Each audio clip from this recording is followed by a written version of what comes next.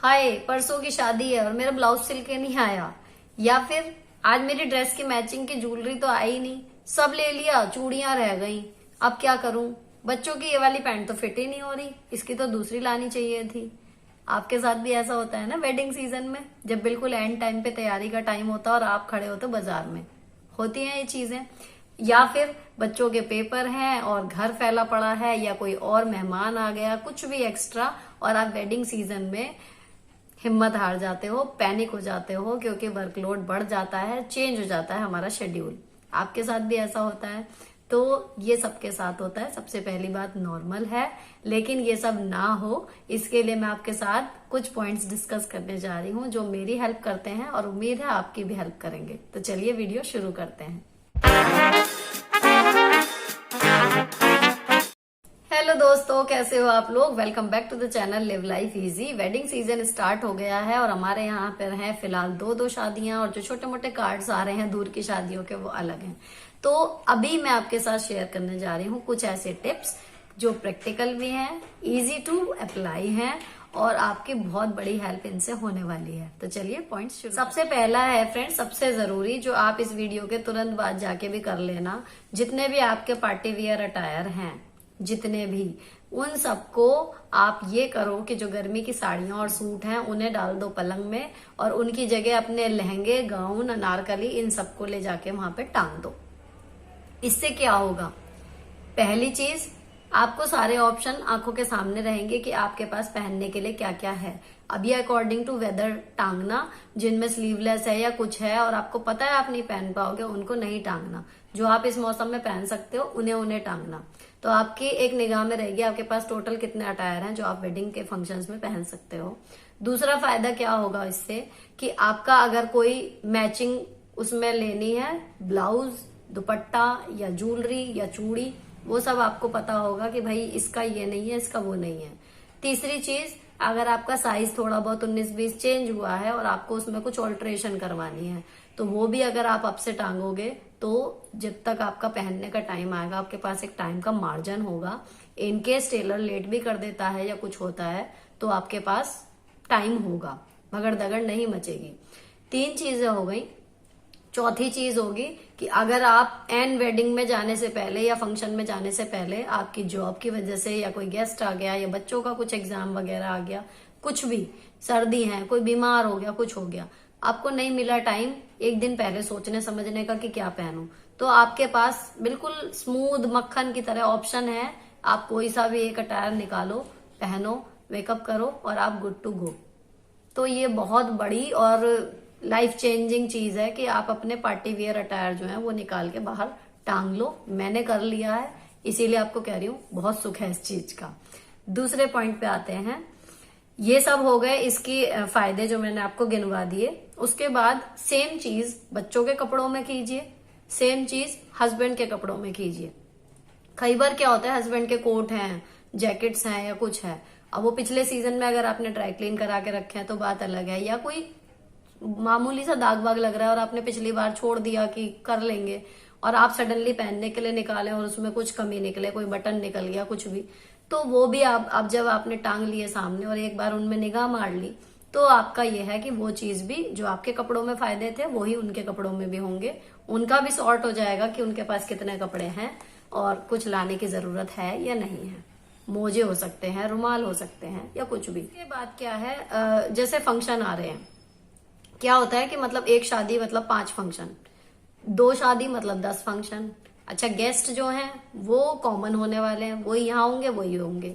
तो हमारी कोशिश क्या रहती है कि भाई जो अटायर हमने पहन लिया उसको रिपीट ना करें।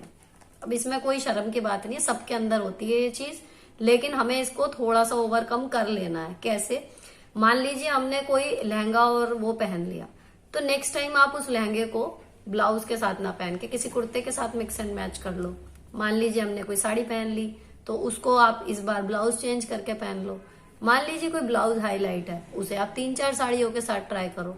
तो आप जो अपने मौजूदा कपड़े हैं उन्हीं को मिक्स एंड मैच करके नया अटायर बना सकते हो, लेकिन उन्हें बनाने का टाइम यही है कि किसके साथ कौन सा जा रहा है, ये चीजें टाइम लेती हैं। तो आप क्या करोगे, ओकेजन गिन लो कि कितने ओकेजन हैं, और उनमें क्या कलर पहनना है, अगर कलर थीम है तो, नहीं भी पहनना तो किस टाइप का फंक्शन है, उसमें किस टाइप के कपड़े आपको पहनने हैं, कितने भारी या कितने हल्के, और आपके पास फिलहाल जो अवेलेबल है वो कितने हैं। तो अगर आपने किसी एक दिन थोड़ा सा टाइम निकाल के या माइंड में ही सोच के रख लिया, क्योंकि आपने कपड़े तो टांग लिए, माइंड में अगर आपने सोच के रख लिया कि इस फंक्शन में मैं ये पहनूंगी, इस फंक्शन में ये, तो अगर किसी फंक्शन के लिए आपके पास अभी कपड़े नहीं है या आपका कोई जुगाड़ नहीं हो पाया कि इसमें मैं क्या पहनूंगी, तो आपको एग्जैक्ट पता लग जाएगा कि भाई ये मेरे रेडी हैं और फला दिन पहनने के लिए मेरे पास कपड़े अभी डिसाइड नहीं है।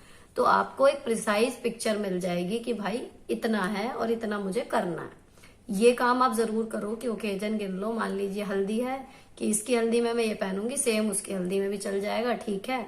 और वेडिंग में इसकी वाली में ये पहनूंगी, उसकी वाली में वो पहनूंगी, 2 वेडिंग वाले टांग ली। इस तरीके से अगर आप करके रखो ना प्लानिंग, तो आप हर फंक्शन में बिल्कुल तैयार होगे और आपका टाइम जो है वो बहुत सेव हो जाएगा। देखो टाइम अल्टीमेटली उतना ही लगना है, लेकिन एन शादी वाले दिन या 2 दिन पहले करोगे तो दिमाग में प्रेशर रहेगा, वही काम अब कर लोगे तो आप मेंटली फ्री रहोगे, क्योंकि आपको पता है आपके पास टाइम है। तो ये चीजें अभी करके रखनी है कि हाँ जी ओकेजन, और ओकेजन के अकॉर्डिंग अपने कपड़ों की हिसाब लगाना कि हमारे पास कौन से फंक्शन के लिए कपड़े हैं और कौन से के लिए नहीं है। जब आपने सारे कपड़े टांग लिए, उसके बाद आपको उनमें कमी पता लग गई, मान लीजिए किसी के लिए आपको कोई ज्वेलरी पीस खरीदना है या किसी में कोई लेस लगा के उसको रेनोवेशन करना है या कुछ भी है, आपके दिमाग में जो भी आइडिया आया, उसमें बाजार से जो सामान लाना है उसकी आप एक लिस्ट बना लो तसल्ली से, और उस लिस्ट को हमेशा अपने बैग में रखो, ताकि जब आप बाहर हो ऑफिस के लिए या कहीं के लिए भी, और उससे रिलेटेड कोई सामान आपके रास्ते में से मिल सकता है, तो आपको जब टाइम मिले आप उसको ले आओगे। तो ये आप जरूर कर सकते हो कि लिस्ट बना के रखो कि आपको अभी शॉपिंग क्या क्या करनी है। तो ये होगा जब आप शॉपिंग पे जाओगे तो आप बिल्कुल नपी तुली वो चीजें ले आओगे, गैर जरूरी चीजों के चक्कर में कोई जरूरी चीज नहीं छूटेगी। इसके बाद आते हैं, अगर वेडिंग सीजन है तो अभी से अपने रेगुलर हेयर और स्किन केयर आप शुरू कर दो। इस चक्कर में मत पड़ना कि 1 हफ्ता पहले कुछ करेंगे और सही हो जाएगा, या 2 दिन पहले करेंगे तो सही हो जाएगा, या सेम डे स्क्रब कर लेंगे तो सही हो जाएगा। कुछ सही नहीं होता। स्किन और बाल ऐसी चीजें हैं जो आपकी रेगुलर कंसिस्टेंसी मांगते हैं केयर में। तो अपने बालों को, विंटर सीजन है, ऑयलिंग वगैरह करके रखो, और जब आप तैयार नहीं होना, आपको बहुत ज्यादा कहीं दिखाने नहीं है अपने बाल, तो बांध के रखो। आजकल मैं भी बांध के रख रही हूँ, वीडियो के लिए खोले हुए हैं, उससे बहुत हेल्दी आपके बाल रहेंगे। और दूसरी चीज जो है स्किन का, ठंड भले हो रही है लेकिन रात का स्किन केयर रूटीन स्किप नहीं करना है। CTM प्रोसेस यानी क्लींजर, टोनर, मॉइस्चराइजर जरूर लगाते रहो। तो इससे आपकी जो स्किन और बाल हैं वो नेचुरली इतने ठीक रहेंगे कि जब आप तैयार होने खड़े होगे तो थोड़ा सा ही तैयार होगे ना तो लगेगा कि अच्छा लग रहा है। तो आपको वो मेहनत नहीं करनी पड़ेगी कि स्किन में या बालों में इतने फ्लॉज हैं, फिर उसको छुपाने के लिए और मेहनत। आप फटाफट 15-20 मिनट में पार्टी रेडी हो जाओगे। तो स्किन केयर और बालों की केयर पे बहुत ज्यादा ध्यान दो अभी से। इसके बाद हम चलते हैं कि आपकी जो जॉब है या फिर आपके बच्चों के जो स्कूल का शेड्यूल है, क्योंकि एग्जाम इधर चल रहे होते हैं, बहुत बार ऐसा होता है वहां हाफ ईयरली एग्जाम चल रहे होते हैं, कई बार ऐसा हो जाता है, या यूनिट टेस्ट चल रहे होते हैं। तो इस तरीके की अगर आपकी चीजें हैं, आपको पहले से पता होंगी कि हाँ भाई उस टाइम शादी भी है और उस टाइम पे ये चीजें भी हैं, तो उनको जो प्रायोरिटी वाले काम है कि जिन्हें आप छोड़ दें तो नुकसान हो सकता है, उनको आप लिख लो और ये देख लो कि उस दिन आप छुट्टी लेने वाले हो या नहीं लेने वाले हो। लेने वाले हो तो उसके अकॉर्डिंग शेड्यूलिंग करिए अपने दिन की, नहीं लेने वाले हो तो उसके अकॉर्डिंग। लेकिन शादी और फंक्शन के अलावा जो आपकी ओरिजिनल लाइफ है उसमें जो डेली के जरूरी काम थे वो कहीं नहीं जाते, वो शादी में भी खड़े रहते हैं। और यूजुअली होता क्या है कि वो छूट जाते हैं। कई बार हमें LIC की कोई किस्त भरनी होती है या बैंक का कोई जरूरी काम होता है और हमारे पास बाद में एक्सक्यूज ये रहता है कि जी शादी में लग रहे थे, ध्यान नहीं रहा। तो वो ध्यान रखने का तरीका यही है कि कहीं पे लिख लो कि इस तारीख को ये काम भी करना है। तो वहां वेडिंग के समुंदर में गोते लगाने से पहले आप पहले उस काम को निपटा लो या निपटवा लो किसी से कह के, ताकि आप वहां से मेंटली फ्री रहो और शादी वादी निपटाने के बाद आपको पछताना ना पड़े कि जी इसके चक्कर में वो जरूरी काम छूट गया। तो बच्चों की पढ़ाई है, जैसे मैं भी लास्ट गई थी तो इनका पेपर था। अब मैं सोचती कि आज वेडिंग में जाना है तो आज मैं इन्हें मैथ ना पढ़ाऊं, तो संडे में एक दिन में 4 चैप्टर मेरी बेटी नहीं कर पाती। उसको मुश्किल हो जाती। तो इसलिए भले वेडिंग में जाना था और कपड़े डिसाइड नहीं थे, लेकिन मैंने पहले उसको 1-1.5 घंटा पढ़ाया ताकि उसका 1-1.5 चैप्टर खत्म हो गया, बाकी के उसने बचा हुआ काम संडे में इजीली कर लिया। तो ये आपको करना ही है कि आपकी जो डेली लाइफ है वो डिस्टर्ब ना हो, कोई जरूरी काम छूट ना जाए। तो उनको आप शेड्यूलिंग करके रखो, डायरी में लिख के रखो कि भाई इसके साथ मुझे ये जरूरी काम इस दिन जरूर करने हैं। तो ये आपके लिए सही रहेगा। खाना थोड़ा सा एक्स्ट्रा बना लो शादी के दिनों में। मान लीजिए रात की वेडिंग है तो दोपहर का खाना थोड़ा सा एक्स्ट्रा बना लो, ताकि शाम को खाना मिलता है लेट, बच्चे हैं छोटे, भूख लगने लगती है। तो शाम को ये ना हो कि आप उस टाइम पे फिर मैगी बना रहे हो या कुछ और मतलब जंक फूड खा रहे हो या कुछ और। तो इससे बढ़िया है जो दोपहर में लंच में आपने चावल या कुछ और बनाए हैं, सब्जी बनाई है, थोड़ी एक्स्ट्रा बना लो। तो शाम को ये है कि 6, 6:30, 7 अगर भूख लगी, आपने 2 पराठे सेक दिए, बच्चे ने खा लिए, आपको भी भूख लगी, आपने भी खा लिए, तो वो एक हेल्दी ऑप्शन होता है और आप पूरी एनर्जी के साथ अपना फंक्शन एंजॉय कर पाओगे। फिर चाहे 9 बजे खाना मिले चाहे 10 बजे, आपको चिंता नहीं रहेगी कि आपका बच्चा भूखा है या आपसे ही खड़े नहीं हुआ जा रहा, वो चीज खत्म हो जाती है। थोड़ा सा खाना दोपहर में एक्स्ट्रा बना लें ताकि शाम को खा पी के अपना तब बाजार में, मतलब बाजार में कह रही हूँ, वेडिंग में आप जा पाओ। या फिर अगर दिन का फंक्शन है तो आप सुबह नाश्ता हैवी करो और नाश्ता थोड़ा सा एक्स्ट्रा बना के रखो, ताकि दोपहर में अगर लंच वगैरह लेट भी हो जाए तो आपके पास मार्जिन हो। तो खाना थोड़ा सा एक्स्ट्रा बनाना चाहिए शादियों के दिनों में। अब आते हैं घर की क्लीनिंग पे। तो अगर रात में जाना है शादी में तो आप शाम में ही, जब चाय वगैरह का टाइम होता है, उसके बाद ही अपने सारे बर्तन वगैरह सब कुछ क्लीन कर दीजिए, दूध पका दीजिए, प्लेटफॉर्म वगैरह सब क्लीन कर दीजिए, ताकि जब आप शादी में से लौट के आए तो ये प्रेशर ना रहे कि ये काम मेरा बच रहा है। और अगर दिन का फंक्शन है तो आप सुबह जल्दी उठ के अपना तैयारी कर लीजिए, या फिर आप एक रात पहले इस तरीके से साफ कीजिए अपना घर कि सुबह आपका काम जो है वो कम रहे और आप टाइम पे भी पहुंच पाओ और हेक्टिक भी ना हो। क्योंकि सुबह अगर आपने बहुत ज्यादा घर का काम कर लिया तो वो थकान फेस पे कहीं ना कहीं दिखेगी, मजा नहीं आता लुक में। ये आप कर सकते हो। तो जिस टाइम भी आपको जाना है उसके अकॉर्डिंग अपना घर का काम कम से कम 1-1.5-2 घंटा पहले निपटा लो। तो ये चीज आपको बहुत मेंटली फ्री रखती है। अब लास्ट, जब आप वहां से आ गए फंक्शन में से, जब आप आ जाओ तो जितनी भी चीजें आपने पहनी है ना, जितने भी कुंडल या ज्वेलरी या साड़ी, जो भी कुछ आपने पहना है, आप कितने भी थक रहे हो, कोशिश ये करो चाहे एक हैंगर में टांग के, जैसे मेरे अलमारी पे टंगे रहते हैं, तय करके उन्हें, कोई दाग लग गया हाथ के हाथ रात को ही साफ करके तय करके अलमारी में, हैंगर में अंदर ना टांगो, बाहर टांग दो, ताकि हवा भी उसमें से थोड़ी सी पार हो जाएगी। और उनको ना आप करने के बाद सुबह आपको इतना रिलैक्स लगेगा, मैं आपको बताऊं।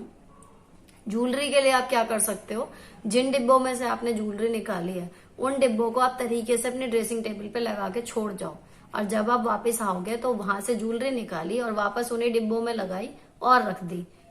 2-3 मिनट मुश्किल से लगते हैं, लेकिन वो जो फैला रहता है ना, और इन केस अगर आपका अगले दिन स्कूल है तो वो हो सकता है 2-3 दिन भी फैला रहे, तो उनमें चीजें टूटने का भी डर रहता है। बच्चा छोटा है घर में, कुछ ले गिरा दे, किसी और के हाथ से गिर जाए और घर फैला हुआ दिखता है वो अलग। उससे बेटर ऑप्शन यही है कि जब आप ज्वेलरी निकालो डिब्बे में से, उन डिब्बों को आप बाहर ही रख के जाओ और वापस आके वापस उन्हीं बॉक्सेस में रखो और तरीके से सारी ज्वेलरी अंदर रख दो, कपड़े तय करके हैंगर में टांग दो। ब्लाउज वगैरह हैं जिन्हें आपको वॉश ही करना है, उनको आप पीछे वॉशिंग एरिया में जैसे मैं जाके टांग देती हूँ, तो जब मैं धोऊंगी उसे उस टाइम धो दूंगी। और साड़ी और दुपट्टे में जल्दी नहीं धोती, उन्हें मैं ड्राई क्लीन करवाती हूँ या फिर इजी वगैरह में अलग से धोती हूँ जब मुझे लगता है कि वो गंदी हो गई हैं। वरना कोई दाग लगता है तो मैं हाथ के हाथ वही साफ कर देती हूँ, उन्हें मैं हर बार नहीं वॉश करती। एक और कॉमन मिस्टेक है जो हम लोग सब करते हैं, बहुत सारे लोग, मतलब मेरी जानकारी में तो लगभग सभी करते हैं, मैं अकेली ऐसी हूँ जो चाहे रात को 1 बजे भी वापस मैं आऊंगी, 2 बजे भी वापस आऊंगी पार्टी में से, लेकिन मैं मेकअप रिमूव करूंगी, अपना मॉइस्चराइजर लगाऊंगी, टोनर लगाऊंगी, उसके बाद ही मैं सोती हूँ। बाकी मेरी जितनी भी नंदे, देवरानी, जेठानी, फ्रेंड्स जितनी भी हैं, कोई नहीं करता। आके कीजिए, ठंड लग रही थी, तो आप में से भी मुझे लगता है बहुत से लोग होंगे, लेकिन मैं यही सजेस्ट करूंगी कि आलस मत करो, बहुत इफेक्ट पड़ता है। उस मेकअप को रिमूव कर दो और उसके बाद CTM अपना अप्लाई करके तब सो, क्योंकि शादी खत्म हो गई है, अगले दिन ऑफिस जाना होता है कई बार, या फिर शादी का अगला फंक्शन होता है कई बार, तो उसके लिए आपकी स्किन उस मेकअप को अगर लगा के आप सोओगे ना, तो मेरा तो ये है कि अगर मैंने 1 दिन भी छोड़ दिया या 2 दिन भी छोड़ दिया तो कहीं ना कहीं दाने वगैरह निकल आते हैं। तो ये चीज भी एक काम करती है, लेकिन ये करना जरूरी होता है। अब मैं आपको बताऊं, ये चीज हवाई नहीं है। जब मैं नाइट की स्किन केयर नहीं करती थी ना फ्रेंड्स, तो मेरा जो सीसी क्रीम आती है लैक्मे वाली, उसका जो ब्रॉन्ज शेड होता है, ब्राउन वाला हल्का सा, वो मैच होता था मेरी स्किन में। और जब से अब मैंने कई सालों से सीटीएम रात का करना शुरू किया है, तो उसका वो शेड मतलब मुझे नोटिस हुआ जब मैंने लगाया ना, तो मेरा फेस और ज्यादा मतलब एक शेड डार्क लग रहा था जो उसके लगाए बिना था उस कलर से। तो फिर 1 या 2 बार हुआ, मुझे समझ में आ गया कि मे बी मेरी शेड चेंज हो गई है। तब मैं उसका फेयर स्किन वाला वो शेड लेके आई जो दूसरा आता है, वो मेरी स्किन पे मैच होता है। और इस टाइम मैंने वही लगाया हुआ है, सीसी क्रीम वाला। तो आपका कॉम्प्लेक्शन, मैं ये नहीं कहूंगी कि सांवला आदमी गोरा हो जाएगा, लेकिन जो आपका ओरिजिनल कॉम्प्लेक्शन है, जो भी, चाहे वो गेहुआ है, चाहे वो गोरा है, चाहे वो सांवला है, वो बना रहता है। लेकिन जब आप स्किन केयर नहीं करते तो वो अपने ओरिजिनल से नीचे वाले शेड्स पे गिरना शुरू हो जाता है, आपका रंग डार्क होने लगता है और ज्यादा। तो मैं ये नहीं मानती कि रंग डार्क होने से खूबसूरती कम हो जाती है, लेकिन आपकी स्किन हेल्दी रहे और आपका ओरिजिनल कॉम्प्लेक्शन बना रहे, वो आपका बेस्ट लुक होता है।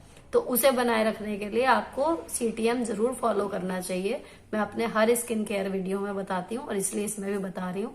ये गेम चेंजर है आपकी स्किन के लिए कि आप रात को सोने से पहले चेहरा जरूर धोएं, जिससे आपका मन करे। टोनर के तौर पे आप टोनर लगा लो, गुलाब जल लगा लो, इसके बाद कोई भी एक अच्छी मॉइस्चराइजिंग क्रीम जरूर लगा के तब सो, चाहे गर्मी हो चाहे सर्दी हो।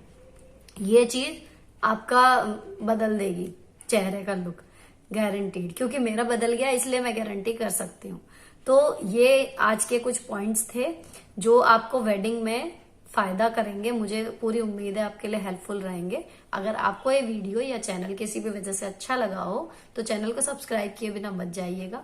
मिलती हूँ आपसे नेक्स्ट वीडियो में। Till then bye bye, stay beautiful always.